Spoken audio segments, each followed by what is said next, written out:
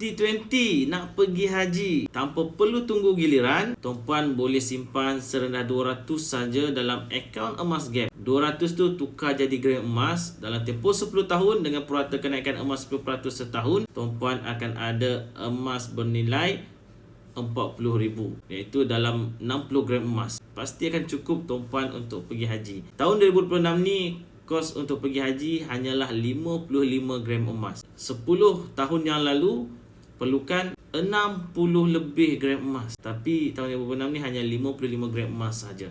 Jadi fokus tuan-puan simpan dalam akaun emas Gap adalah capai 55 gram emas. Jadi dengan simpanan 200 sebulan pasti cukup untuk tuan-puan T20 nak pergi haji. B40 M40 nak pergi haji lebih cepat tanpa perlu tunggu giliran, simpan 200 sebulan dalam akaun emas Gap.